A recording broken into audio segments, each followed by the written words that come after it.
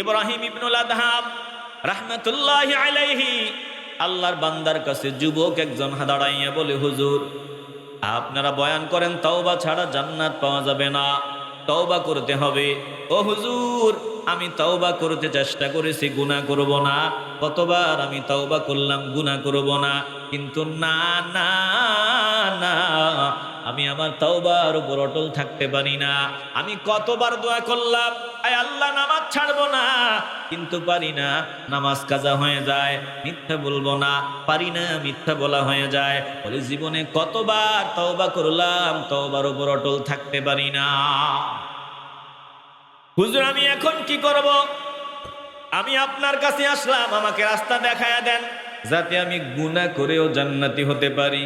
গুনাহ ছাড়তে পারবো না, বলে জেনা ছাড়তে পারবো না, মিথ্যা ছাড়তে পারবো না, যাতে গুনাহ করেও জান্নাতি হতে পারি, রাস্তা বলে দেন। আল্লাহর ওলি ইব্রাহিম ইবনুল আদহাম যুবকরে ডাক দিলেন, আয় আয় আয়, ও যুবকরে কাছে আয়। যুবককে বুকের সাথে মিশাইয়া বলবেন, হ্যাঁ রাস্তা আছে, তুই গুনাহ করে জান্নাতি হতে চাও, রাস্তা খোলা আছে। বলে হুজুর কেমনে? বলে বান্দা, আমি তোরে 6টা রাস্তা বলে দিব, 6টা রাস্তা তোকে আমি জানাই দিব।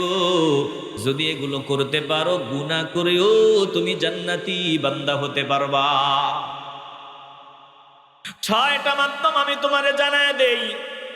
1 নাম্বার, যদি গুনাহ করতে চাও, আল্লাহর দৃষ্টিসীমার বাইরে গিয়া গুনাহ করো, যাতে আল্লাহ দেখে না এমন জায়গায় গিয়া গুনাহ করো। যুবক ডাক দিয়া বলেন, না না না, এমন কোন জায়গা নাই যেখানে আমার আল্লাহ দেখে না, এটা সম্ভব না। ইব্রাহিম ইবনুল আদহাম বলে, 1 নাম্বারটা পারবা না। তো 2 নাম্বার পরামর্শ, গুনাহ করে যদি জান্নাতি হতে চাও, আসমান আল্লাহর, জমিন আল্লাহর, আসমান জমিনের এরিয়ার বাহিরে গিয়া গুনাহ করো। বলে হুজুর 2 নাম্বারটাও পারবো না। এবার ইব্রাহিম ইবনুল আদহাম ডাক দিয়া কয়, যুবক দ্বিতীয়টাও পারবি না, 3 নাম্বার পরামর্শ আমি তোরে দিয়া দেই রে যুবক, তুই আসমান জমিনের এরিয়ার বাহিরেও যাইতে পারবি না, তুই আল্লাহর দৃষ্টি সীমার বাহিরেও যাইতে পারবি না। তো 3 নাম্বার পরামর্শ তোরে দিয়া দিলাম, আজকের পর তুই যেহেতু গুনাহ করবি, পানি খাবি না, ভাত খাবি না, রুটি খাবি না, কারণ আল্লাহর দেয়া রিজিক খাইয়া আল্লাহর নাফরমানি কুত্তাও করে না। বলে তুই যদি একটা কুকুরকে একটা রুটি করে খাওয়াও, দেখবা কুকুরটা তোর পাগল হয়ে যাবে। বলে তারা কুকুরের চাইতেও খারাপ স্বভাব হবে। পানি দিছেন আমার আল্লাহ, এই জমিনে ফসল দিয়েছেন আমার আল্লাহ, আল্লাহর দেয়া রিজিক খাইয়া আল্লাহর নাফরমানি করা চলবে না। যুবক ডাক দিয়া বলে, হুজুর এটাও তো পারবো না, এটাও আমার পক্ষে সম্ভব না। বলে এটাও যদি না পারো, 3 নাম্বারটাও পারবা না। 4 নাম্বার পরামর্শ, যুবক তুই বল কখন তোর সামনে আজরাইল আসবে তুই কি জানো? যুবক ডাক দিয়া বলেন, না না না, কখন আমার সামনে আজরাইল আসে আমি জানি না। বলে যদি না জানো, হঠাৎ যদি এখন তোর সামনে আজরাইল আসে, তওবা ছাড়া তো জান্নাত পাবি না। আজরাইলকে বলবি আপনি আগামী দিন আসবেন, আগামী সপ্তাহ আসবেন, কারণ আমি এখনো তওবা করতে পারি নাই, তওবা করিয়া নেই, তারপরে আসবেন। যুবক ডাক দিয়া বলে, না না না, এটাও তো সম্ভব না, আজরাইল আসলে আর আজরাইল ফেরত যাবে না। বলে যুবক 4 নাম্বারটাও তুই পারবি না, তাইলে 5 নাম্বার পরামর্শ দিলাম রে যুবক, তুই যদি মরিয়া যাও, দুনিয়ার মানুষ দ্রুত গতিতে সাদা কাপড়ের প্যাকেট বানাইয়া তোরে মাটি চাপা দিবে। 40 কদম চলে আসার পর তোর কবরের ভিতরে মুনকার নকির ফেরেশতা আসবে, ফেরেশতাদের তোর কবরে আসতে দিবি না। বলে হুজুর এটাও তো পারবো না। বলে তাইলে 6 নাম্বার পরামর্শ, গুনাহের কারণে যখন জাহান্নামের শিকল লাগাইয়া ফেরেশতারা টানা হেসরা করিয়া নিয়ে যাবে, ও যুবক তুই বলবি, না না না, আমাকে জাহান্নামে নিবা না, আমি জাহান্নামে যেতে পারবো না। বলে ফেরেশতাদের সাথে জোর খাটাবি। যুবক বলে, না একটাও পারবো না, এবার ইব্রাহিম ইবনুল আদহাম যুবককে বুকের সাথে মিশাইয়া কয়, রে যুবক, যদি একটাও না পারো গুনাহ করে জান্নাতে যাওয়া যাবে না, গুনাহ ছেড়ে দাও। যদি জান্নাতি হতে চাও মাওলার দরবারে খাঁটি তওবা করিয়া লাও। ও মুসলমান গো, তওবার মাধ্যমে আল্লাহ দুনিয়াবি বহু ফায়দা দান করে দেন। তওবা করলে আল্লাহ রিজিক বাড়ায়া দেন, তওবা করলে আল্লাহ সুস্থতার নিয়ামত দান করেন। তোমার নেককার সন্তান দরকার, আল্লাহর দরবারে তওবা করো। জমিনে ফসল দরকার, আল্লাহর দরবারে তওবা করো। বলে তওবা এমন এক মেডিসিন, বলে এক মেডিসিনে সব সমস্যার সমাধান হয়ে যায়। আল্লাহর একজন বান্দা শুধু আল্লাহকে ডাকতেছে। বান্দাকে ডেকে বলা হয় ইলহাম হয়, ভালো করে খেয়াল করে নিবেন। বান্দার কাছে খবর পাঠায়া দেওয়া হয়, কবুল হয় না। বলে বান্দাকে এরকম 10 দিন বলা হয় তোমার ডাক কবুল হয় না, কিন্তু বান্দা ডাকা বন্ধ করে না। বান্দাকে ডেকে বলা হয়, বান্দারে তুই আমারে ডাকো, মাওলারে ডাকো, তোমার ডাক তো কবুল হয় না, তারপরেও ডাকো কেন? বান্দা ডাক দিয়া বলে, কবুল হোক না হোক দরজা তো একটাই, দরবার তো একটাই। ডাক কবুল হইলেও এখানেই আমাকে পড়ে থাকতে হবে, না হইলেও এই দরওয়াজার ফকির হয়ে থাকতে হবে, ভিন্ন কোনো দরওয়াজা আমার খোলা নাই। এবার ডাক নিয়ে বলা হয়, ও বান্দারে এমন কথা বলছো, জিন্দিগির সব ভুল ত্রুটি মাফ করে আমি তোমারে আমার ওলি বানায় নিলাম। চিল্লায় বলেন না আল্লাহু আকবার। এ মুসলমান নবীর আশিকের দল, আমাদের দরওয়াজা একটাই, দরবার একটাই, ভিন্ন কোনো দরবার নাই। দুনিয়ার ফকির যদি এক দরওয়াজায় ভিক্ষা না পায়, অন্য দরওয়াজায় চায় পায়, কিন্তু আমাদের রব একজন, খলেক একজন, রজ্জাক একজন। তিনি যদি ফিরাইয়া দেন আমাদের আর কোনো রাস্তা খোলা নাই। বলেন আমরা এই দরওয়াজার ফকির হয়ে থাকতে চাই কি চাই না? আল্লাহ ডাক দিয়া বলছেন, আল্লাযীনা আসরাফু আলা আনফুসিহিম, যারা নিজেদের উপর জুলুম করেছো, নিজেদের উপর অত্যাচার করেছো। বান্দা কথা ছিল নেক আমল করবা, ছোট হায়াতের জিন্দেগিতে আমারে ডাকবা, আমার বন্দেগী করবা, কিন্তু নাফরমানি করে জিন্দেগি কাটায় দিছো। তো কি করা যায়? আল্লাহ বলেন, লা তাকুনাতু মির রাহমাতিল্লাহ, নৈরাশ হওয়া যাবে না। আমি আল্লাহর রহমত থেকে নৈরাশ হওয়া যাবে না। আমাকে দিল থেকে ডাক দিবি, আমার দোস্তের উসিলায় ক্ষমা চাবি, মাপ চাবি। ইন্নাল্লাহা ইয়াগফিরুয যুনুবা জামিআ, আমি আল্লাহ জিন্দেগীর সব গুনাহ মাফ করে দিব। ইন্নাহু হুয়াল গফুরুর রহিম।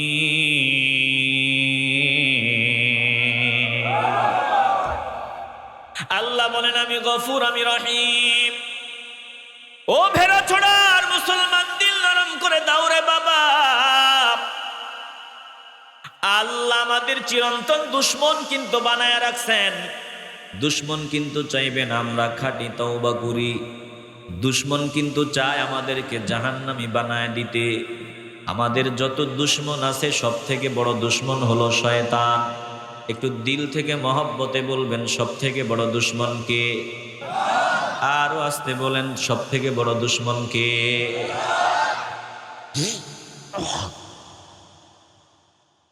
শয়তান কত বড় দুশ্মন! হাদিসে এসেছে শয়তান আল্লাহর সামনে দাঁড়ায় কয়, ইন্নাশ শাইতানা ক্বালা ওয়া ইজ্জাতিকা ইয়া রাব্বি লা আবরাহু উবুই ইবাদাকা মা দামাত আরওয়াহুহুম ফি আজসাদিহিম। এই বাবু, এই বাবু, ও ভেড়া ছোড়ার নবীর পাগলাদের দল, একটু কলজাটা নরম করে দাও রে বাবা। শয়তান আল্লাহর সামনে দাঁড়াইয়া চ্যালেঞ্জ করে শয়তান বলে, ইন্নাশ শাইতানা ক্বালা ওয়া ইজ্জাতিকা ইয়া রাব্বি লা আবরাহু উবুই ইবাদাকা মা দামাত আরওয়াহুহুম ফি আজসাদিহিম। শয়তান ডাক দিয়া বলে, আল্লাহ আপনার ইজ্জতের কসম, আপনার ইজ্জতের কসম করে বললাম, যাদের কারণে আমি শয়তান হলাম আমি তাদেরকে ধোঁকা দিতেই থাকবো ততক্ষণ পর্যন্ত যতক্ষণ তাদের দেহের ভিতরে প্রাণ থাকবে। শয়তান বলে, আপনার ইজ্জতের কসম, আপনার বান্দাদের ধোঁকা দিয়া বোকা বানাইয়া জাহান্নামী বানায় দিব। জোরে কর নাউজুবিল্লাহ। শয়তান কার কসম করছে? কথা বলেন না, কার? শয়তান হইলেও আল্লাহকে চিনেনি। শয়তান হইলেও আল্লাহকে চিনে, কারণ এই আল্লাহর গোলামি এক সময় করেছে। এই দুনিয়াতে যত শয়তান আছে ওরাও আল্লাহকে চিনে, বুঝে বুঝে শুনে গাদ্দারি করে। কথা বলেন ঠিক কিনা? শয়তান কি একজন না বহুজন? একজন, বহুজন। মানুষের ভিতরে শয়তানের অভাব নাই, বহু মানুষ শয়তান হয়ে আছে। আবার বহু জিন শয়তান। মানুষ শয়তান আর জিন শয়তান থেকে আশ্রয় চাওয়ার জন্য আমাদেরকে বলেছেন কে? কথা বলে না কে? এ মুসলমান নবীর আশিকের দল, শয়তান হলেও আমার আল্লাহকে চিনে। বলে শয়তান হয়ে গেল কেন? বলে গরম গরম ভাবের কারণে, অহংকারের কারণে। অতএব যার ভিতরে অহংকার থাকবে ওই বান্দা শয়তানের দলের লোক হয়ে যাবে। এই জন্য অহংকার জন্মের মতো বাদ দিতে হবে। বলতে হবে আমি ছোট, আমার মতো ছোট জমিনে আর কেউ নাই। আমি গুনাহগার, আমার থেকে বড় গুনাহগার আর কেউ নাই। আমি নাফরমান, আমার থেকে বড় নাফরমান আর কেউ নাই।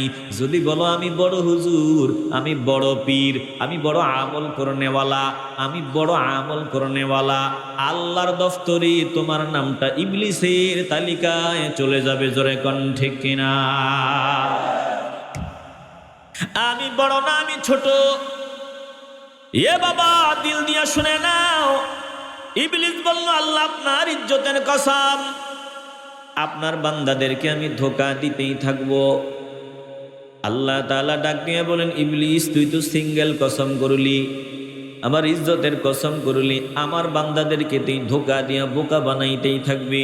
আমি আল্লাহ কসম করলাম। فقال الرب عز وجل وعزتي وجلالي وارتفاع مكاني لا أزال أغفر لهم ما استغفروني। চিল্লায়া বলেন আল্লাহু আকবার। আমাদের পক্ষে আছেন কে? জবান খুলে বলেন কে? আল্লাহ বলেন, আমার ইজ্জতের কসম, আমার মহত্বের কসম, আমার বড়ত্বের কসম, আমার বান্দাগণ যতক্ষণ পর্যন্ত তোর ধোকায় বোকা হইয়া গুনাহের কাজ করে ফেলবে, আর যতক্ষণ পর্যন্ত আমি মাওলাকে দিল থেকে ডাক দিয়ে আমার কাছে ক্ষমা চাইবে, মাফ চাইবে, আমি আল্লাহ আমার বান্দাদেরকে ততক্ষণ পর্যন্ত মাফ করতেই থাকবো। আমাদের পক্ষে আছেন আল্লাহ। এ বাবা, আল্লাহর নবী রাহমাতুল লিল আলামিন বলেন, উম্মতের দল শোনো, আমি নবী তোমাদের পরামর্শ দিয়া গেলাম, তোমরা আমার মাওলার কাছে তওবা করবা, ক্ষমা চাইবা, মাফ চাইবা। কারণ আমি নবী আল্লাহর কসম দিয়া বললাম, আল্লাহি ইন্নী লা আস্তাগফিরুল্লাহ ওয়া আতুবু ইলাইহি ফিল ইয়াউমি আকসারা মিন ৭০ মাররা। আল্লাহ নবী বলেন, আমি আল্লাহর কসম দিয়া বলি, আমি নবীও দৈনিক ৭০ বার আল্লাহর কাছে তওবা করি। অন্য হাদিসে বলে আমি ১০০ বার আল্লাহর কাছে তওবা করি। আমার নবীও দৈনিক তওবা করতেন ৭০ বার, ১০০ বার। মুসলমান নবীর আশিকের দল, আমি আপনাদের কাছে জানতে চাই, একটু কলিজা থেকে আওয়াজ দিয়া বলবেন, আমার নবী যে দৈনিক ৭০ বার আমার আল্লাহর দরবারে তওবা করতেন, আমার নবী দৈনিক ১০০ বার আল্লাহর দরবারে তওবা করতেন, বলেন আমার নবীর কি কোনো গুনাহ ছিল? আওয়াজে মনে হয় ভেজাল আছে। একদল ভেজাল আছে, তো আমার নবীকেও ছাড় দিতে চায় না। কথা বলেন আছে না নাই? এ মুসলমান নবীর আশিকের দল, তাইলে আল্লাহর নবীর কোনো গুনাহ নাই। যদি কোনো গাদ্দার বলে আল্লাহর নবী গুনাহ করেছেন, নবীরা গুনাহ করেছেন, বলতে দেরি হবে। এটা বেঈমান ইসলামের দুশ্মনের তালিকায় নাম উঠতে দেরি হবে না। জোরে কোন ঠিক কিনা?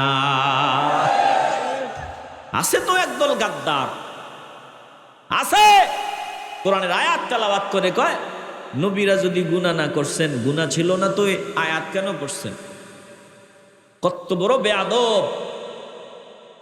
রব্বানা যালামনা আনফুসানা, আদম নবী পড়েছেন রব্বানা যালামনা আনফুসানা ওয়া ইন লাম তাগফির লানা ওয়া তারহামনা লানাকুনান্না মিনাল খাসিরিন।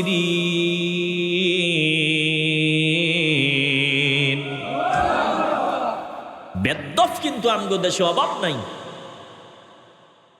আদম নবী দোয়া পড়েছে, আয় আল্লাহ, ও আমার রব, যালামনা আনফুসানা, আমি জুলুম করেছি নিজের নফসের উপর, ওয়া ইল্লাম তাগফির লানা, যদি আপনি আমাকে ক্ষমা না করেন, মাফ না করেন, লানাকুনান্না মিনাল খাসিরিন, আমি খাসিরিনদের শামিল হয়ে যাব, ক্ষতিগ্রস্তদের অন্তর্ভুক্ত হয়ে যাব। বলে আয়াত তেলাওয়াত করে অনেকে আল্লাহ নবীদেরকেও মাপকাঠি মানে না, বলে আমরা শুধু কোরআন মানি, ভিন্ন কিছু মানি না, যাদের দ্বারা গুনাহ হয় তাদেরকে মানি না, আল্লাহর কালাম শুধু মানি, বলে হাদিসও মানি না। আসেনি? কথা বলে না, আসেনি? দিল নারাম করে দাও রে বাবা, ঈমান নিয়ে বেঁচে থাকতে হবে। ঈমান বড় দামি দৌলত। ঈমান আছে বান্দা, আমল কম হলেও তোমার কপাল ভালো, জান্নাতি। বলে ঈমান নাই, আমল আছে, তোমার ঠিকানা জাহান্নাম। এ মুসলমান নবীর আশিকের দল, আদম নবী দোয়া পড়ছেন। শুধু আদম নবী নিজেরে বলেন নাই নিজের উপর জুলুম করেছি, ইব্রাহিম নবীও বলছেন, মুসা নবীও বলছেন, ঈসা নবীও বলছেন, আমার নবীও এই দোয়া পড়ছেন। এখন জবাব হলো, গুনাহ নাই তো দোয়া পড়ছেন কেন? মুসলমান নবীর আশিকের দল, আমি পাল্টা আপনাদেরকে প্রশ্ন করব, আপনার মসজিদের ইমাম সাহেব যদি দোয়া করতে বসিয়া যায়, আল্লাহর দরবারে ডাক নিয়ে কয়, আল্লাহ, আমি কমিন কম ভক্ত, নাফরমান, গুনাহগার, আপনার দামি দামি বান্দাদেরকে নিয়ে হাত বাড়ায় দিলাম, আয় আল্লাহ, আপনি আপনার প্রিয় বান্দাদের উসিলায় মাফ করেন। বলে ফুলতলির সাহেব কিবলা রাহমাতুল্লাহি আলাইহি দোয়া করতে বসলে আল্লাহকে ডাক দিতেন, আল্লাহ, আমি কমিন কম ভক্ত, গুনাহগার, আয় আল্লাহ, কমিনকে আপনি মাফ করে দেন। বলে আল্লাহর ওলিরা নিজের ছোট বানায় দিছেন, এর মানে এই না তিনারা কমিন, তিনারা গুনাহগার, তিনারা নাফরমান, না না, বরং এগুলো আমাদেরকে শিক্ষা দেওয়ার জন্য তিনারা জবান দিয়া বলছেন। জোরে কোন ঠিক কিনা? এখন যে বেদ্দপ বলবে, তিনি নিজেই তো নিজেরে কমিন কইছেন, নিজেই তো নিজেরে গুনাহগার কইছেন, নিজেই তো নিজেরা নাফরমান কইছেন, তো আমি কইলে অসুবিধা কি? এটা কি আদব বলে না চূড়ান্ত বেয়াদব? কথা কয় না, একটু দিল থেকে বলবেন। এমন বেয়াদব কি আপনাদের ভেড়া ছড়াতে নাই? কথা বলেন নাই? এমন বেয়াদব কি আমাদের দেশে নাই? মুসলমান দিল দিয়ে অনুধাবন করে নাও। আল্লাহর নবী আমাদের কি বলছেন? আমি 70 বার তওবা করি, 100 বার তওবা করি, তোরাও তওবা কর। এর মানে এই না আমার নবীর গুনাহ ছিল এজন্য তওবা করেছেন, না না না। আল্লাহর নবী আমাদেরকে শিক্ষা দেয়, দেখ আমি নবীর কোনো গুনাহ নাই, এরপরে আমি 70 বার 100 বার তওবা করি কেন? বলে আমি চাই তোরা বেশি বেশি আমার মাওলার দরবারে তওবা করবি। ও মুসলমান ইমানদার, বান্দা যখন আল্লাহর দরবারে তওবা করিয়া নেয়, আল্লাহর নবী বলেন, ক্বালা রাসূলুল্লাহ সাল্লাল্লাহু আলাইহি ওয়াসাল্লাম, আত-তাইবু আনিজ যামবি কামান লা যামবা লাহু, আমার আল্লাহ বান্দার তওবা এমন ভাবে কবুল করিয়া নেয়, বলে 40 বছর বান্দা যে গুনাহ করে কাটায় দিল, নাফরমানি করিয়া কাটায় দিল, বান্দা যখন তওবা করিয়া নেয়, আমার আল্লাহ বান্দার তওবা এমন ভাবে কবুল করে যেন বান্দা 40 বছরে একটা গুনাহও করে নাই। আল্লাহু আকবার বলে। আল্লাহ ডাক দিয়া বলেন, তুবু ইলাল্লাহি তাওবাতান নাসুহা। ও ইমানদারের দল, তোমরা তওবা করো। নাসুহা বিশুদ্ধ তওবা, খাঁটি তওবা। বলে নাসুহা তওবা কেমন? বিশুদ্ধ খাঁটি। একটু দিল দিয়ে অনুধাবন করেন। এটার আরেকটা অর্থ হলো কাপড় সেলাই করা। বিশুদ্ধ করা, খাঁটি করা, আবার কাপড় সেলাই করা। কাপড় সেলাই করা কি? বলে বান্দা তোমার কাপড়টা ছিঁড়ে গেছে, কাপড়টা একদিক দিয়ে ফাঁসিয়ে গেল।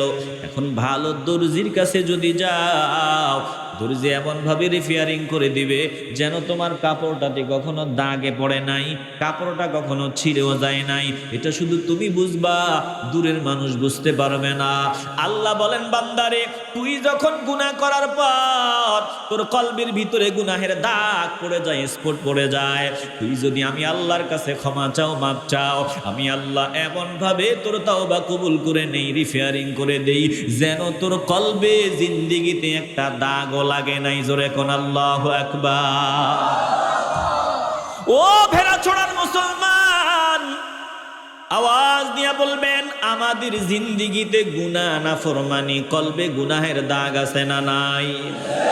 আল্লাহর নবী বলেন, এই দাগ যতক্ষণ পরিষ্কার না করবা ততক্ষণ জান্নাতি হওয়া যাবে না। রাহমাতুল লিল আলামিন বলেন, ক্বালা রাসূলুল্লাহ সাল্লাল্লাহু আলাইহি ওয়াসাল্লাম, ইন্নাল মুমিনা ইযা আযনাবা কানাত নুকতাতুন সাওদাউ ফি কলবি। মুমিন বান্দা যখন গুনাহের কাজে মগ্ন হয়, মগ্ন হতে দেরি হয়, বান্দার কলবের ভিতরে গুনাহের স্পট দাগ পড়তে দেরি হয় না। আল্লাহর নবী বলেন, ফাইন তাবা ওয়াস্তাগফারা সুকিলা কলবু, যদি বান্দা তুমি তওবা করিয়া নাও, আমার আল্লাহ দাগটা পরিষ্কার বানায়া দেয়। ওয়া ইন যাদা যাদাত হাত্তা তা'লু কলবহু, যদি তওবা না করিয়া হরদম গুনাহ করতেই থাকো, করতেই থাকো, করতেই থাকো, দাগটা বাড়তে বাড়তে সমস্ত কলবটা নষ্ট হয়ে যায়। বলে গুনাহের চূড়ান্ত ক্যান্সার হয়ে যায়। একবার যদি গুনাহের ক্যান্সার হয়ে যায়, বান্দার কলবটা যখন নষ্ট হয়ে যায়, এই বান্দার কপাল পুরাপুরি পুড়িয়া যায়। এ মুসলমান ইমানদার, আল্লাহর দরবারে শুকরিয়া আদায় করো রে বাবা। আলহামদুলিল্লাহ, আমাদের কলব পুরাপুরি নষ্ট হয় নাই, পুরাপুরি নষ্ট হয় নাই। যদি কলব পুরা নষ্ট হইতো, এই জান্নাতের বাগানে ফকিরের মতো এসে আপনারা বসিয়া বসিয়া বয়ান শুনতেন না। যেই বান্দার কলব পুরা নষ্ট হয়ে গেল, ওই বান্দা কোরআনের বয়ান শুনে না, শুনলে মেজাজ গরম দেখায়, ওই বান্দার কাছে গান মজা লাগে। যেই বান্দার কলব পুরা নষ্ট হয়ে গেল, ওই বান্দার কাছে জিকির মজা লাগে না, বলে দুনিয়াবি বাজে কাজ মজা লাগে। আর যেই বান্দার কলব নষ্ট হয় নাই, ওই বান্দার কাছে কোরআনের আয়াতে মজা, জিকিরে মজা, ওই বান্দার কাছে আজানের আওয়াজের মজা। আল্লাহর দরবারে শুকরিয়া আদায় করো বাবা, এখনো কলব পুরোপুরি নষ্ট হয় নাই, তবে কিছু দাগ কিন্তু আমাদের কলবে লাগিয়ে গেছে। ও মুসলমান ইমানদার, বলেন আমাদের কলবের দাগ পরিষ্কার করতে চাই কি চাই না? কিভাবে কলবের দাগ পরিষ্কার হবে? আজ এই জান্নাতের বাগানে বসে খাঁটি তওবার নিয়ত করবেন, আর 5 ওয়াক্ত নামাজ পড়বেন, কলবে জিকির জারি রাখবেন, কলব পরিষ্কার হয়ে যাবে। এ মুসলমান নবীর আশিকের দল, যদি জান্নাতি হতে চাও, খাঁটি তওবা ছাড়া জান্নাতি বান্দা হওয়া যাবে না। গুনাহ করি, তওবা না করি, তওবা ছাড়া গুনাহ করতেছি, জান্নাতে যাব, চিন্তা হলো আগামী দিন করব, আগামী মাস করব, আগামী বছর করব, বিয়া শাদী করিয়া নেই, তারপরে নামাজ ধরব, সন্তান হয়ে নেক, তারপরে নামাজ ধরব, সন্তান বিয়া শাদী করায় নেই, তারপরে নামাজ ধরব, শ্বশুর হয়ে লই, তারপরে নামাজ ধরব। না না না, এই চিন্তা যেই বান্দার ভেতরে থাকবে, ওই বান্দার কপালে তওবা জুটবে না। জোরে কোন ঠিক কিনা? দিল থেকে আওয়াজ দিয়া বলবেন, হায়াতের মালিক কে? কলজা থেকে বলবেন, হায়াতের মালিক কে? তাইলে আমি আগামী দিন তওবা করব, এ কথা বলার কারণে আল্লাহ আমাদের উপর রাগান্বিত হয়ে তওবার দরওয়াজা বন্ধ করে দিবে। বান্দা তুই কি হায়াতের মালিক? তাইলে আগামী দিন না, আগামী বছর না, তওবার সময় এখন। মুসলমান নবীর আশিকের দল, বলেন তওবার সময় কখন? একটু দিল থেকে বলবেন, তওবার সময় কখন? এখন তওবা, এক্ষুনি তওবা করে নিতে হবে রে বাবা। ইব্রাহিম ইবনুল আদহাম রাহমাতুল্লাহি আলাইহি আল্লাহর বান্দার কাছে যুবক একজন দাঁড়াইয়া বলে, হুজুর আপনারা বয়ান করেন তওবা ছাড়া জান্নাত পাওয়া যাবে না, তওবা করতে হবে। ও হুজুর আমি তওবা করতে চেষ্টা করেছি, গুনাহ করব না, কতবার আমি তওবা করলাম গুনাহ করব না, কিন্তু না না না, আমি আমার তওবার উপর অটল থাকতে পারি না। আমি কতবার দোয়া করলাম, আয় আল্লাহ নামাজ ছাড়বো না, কিন্তু পারি না, নামাজ কাজা হয়ে যায়, মিথ্যা বলবো না, পারি না, মিথ্যা বলা হয়ে যায়। বলে জীবনে কতবার তওবা করলাম, তওবার উপর অটল থাকতে পারি না। হুজুর আমি এখন কি করব? আমি আপনার কাছে আসলাম, আমাকে রাস্তা দেখায়া দেন, যাতে আমি গুনাহ করেও জান্নাতি হতে পারি। গুনাহ ছাড়তে পারবো না, বলে জেনা ছাড়তে পারবো না, মিথ্যা ছাড়তে পারবো না, যাতে গুনাহ করেও জান্নাতি হতে পারি, রাস্তা বলে দেন। আল্লাহর ওলি ইব্রাহিম ইবনুল আদহাম যুবকরে ডাক দিলেন, আয় আয় আয়, ও যুবকরে কাছে আয়। যুবককে বুকের সাথে মিশাইয়া বলবেন, হ্যাঁ রাস্তা আছে, তুই গুনাহ করে জান্নাতি হতে চাও, রাস্তা খোলা আছে। বলে হুজুর কেমনে? বলে বান্দা আমি তোরে 6টা রাস্তা বলে দিব, 6টা রাস্তা তোকে আমি জানাই দিব, যদি এগুলো করতে পারো গুনাহ করেও তুমি জান্নাতি বান্দা হতে পারবা। 6টা মাধ্যম আমি তোমারে জানাই দেই। 1 নাম্বার, যদি গুনাহ করতে চাও আল্লাহর দৃষ্টিসীমার বাইরে গিয়া গুনাহ করো, যাতে আল্লাহ দেখে না এমন জায়গায় গিয়া গুনাহ করো। যুবক ডাক দিয়া বলেন, না না না, এমন কোন জায়গা নাই যেখানে আমার আল্লাহ দেখে না, এটা সম্ভব না। ইব্রাহিম ইবনুল আদহাম বলে 1 নাম্বারটা পারবা না, তো 2 নাম্বার পরামর্শ, গুনাহ করে যদি জান্নাতি হতে চাও আসমান আল্লাহর জমিন আল্লাহর, আসমান জমিনের এরিয়ার বাহিরে গিয়া গুনাহ করো। বলে হুজুর 2 নাম্বারটাও পারবো না। এবার ইব্রাহিম ইবনুল আদহাম ডাক দিয়া কয়, যুবক দ্বিতীয়টাও পারবি না, 3 নাম্বার পরামর্শ আমি তোরে দিয়া দেই রে যুবক, তুই আসমান জমিনের এরিয়ার বাহিরেও যাইতে পারবি না, তুই আল্লাহর দৃষ্টি সীমার বাহিরেও যাইতে পারবি না। তো 3 নাম্বার পরামর্শ তোরে দিয়া দিলাম, আজকের পর তুই যেহেতু গুনাহ করবি, পানি খাবি না, ভাত খাবি না, রুটি খাবি না, কারণ আল্লাহর দেয়া রিজিক খাইয়া আল্লাহর নাফরমানি কুত্তাও করে না। বলে তুই যদি একটা কুকুরকে একটা রুটি করে খাওয়াও, দেখবা কুকুরটা তোর পাগল হয়ে যাবে। বলে তারা কুকুরের চাইতেও খারাপ স্বভাব হবে। পানি দিছেন আমার আল্লাহ, এই জমিনে ফসল দিয়েছেন আমার আল্লাহ, আল্লাহর দেয়া রিজিক খাইয়া আল্লাহর নাফরমানি করা চলবে না। যুবক ডাক দিয়া বলে, হুজুর এটাও তো পারবো না, এটাও আমার পক্ষে সম্ভব না। বলে এটাও যদি না পারো 3 নাম্বারটাও পারবা না। 4 নাম্বার পরামর্শ, যুবক তুই বল কখন তোর সামনে আজরাইল আসবে তুই কি জানো? যুবক ডাক দিয়া বলেন, না না না, কখন আমার সামনে আজরাইল আসে আমি জানি না। বলে যদি না জানো, হঠাৎ যদি এখন তোর সামনে আজরাইল আসে, তওবা ছাড়া তো জান্নাত পাবি না।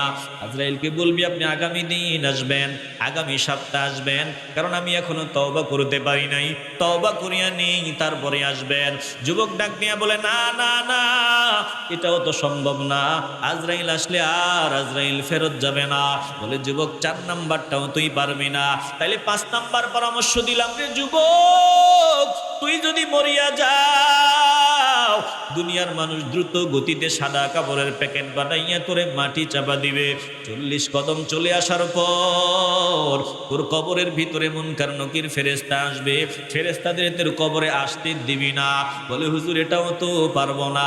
বলে তাইলে 6 নাম্বার পরামর্শ, গুনাহের কারণে যখন জাহান্নামের শিকল লাগাইয়া ফেরেশতারা টানা হেসরা করিয়া নিয়ে যাবে, ও যুবক তুই বলবি, না না না, আমাকে জাহান্নামে নিবা না, আমি জাহান্নামে যেতে পারবো না। বলে ফেরেশতাদের সাথে জোর খাটাবি। যুবক বলে, না একটাও পারবো না।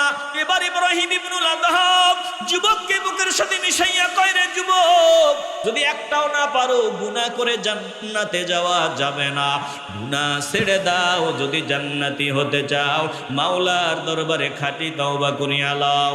ও মুসলমান গো, তওবার মাধ্যমে আল্লাহ দুনিয়াবি বহু ফায়দা দান করে দেন।